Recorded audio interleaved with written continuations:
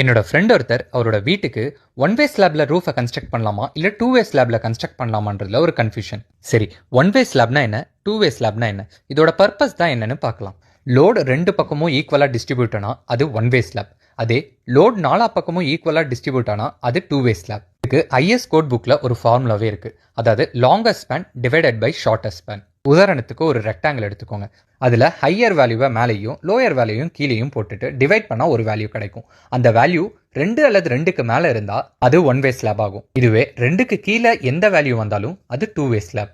இதை சிலர் எப்படி புரிஞ்சுக்கிறாங்கன்னா, ஓவரால் அவங்களோட பில்டிங் சைஸ்ல இருந்து லென்த் அண்ட் பிரெத்தை கால்குலேட் பண்ணி one way slab two way ஸ்லாப்னு கன்சிடர் பண்ணிக்கிறாங்க. அது அப்படி பண்ணக்கூடாது. அப்போ ஒவ்வொரு ரூமுக்கும் கால்குலேட் பண்ணணுமான்னு கேட்டிங்கன்னா அதுவும் கிடையாது. இதை நம்ம எப்படி கால்குலேட் பண்ணலாம்னா, பீம் டு பீம் கனெக்ஷனை தான் நம்ம கன்சிடர் பண்ணணும்.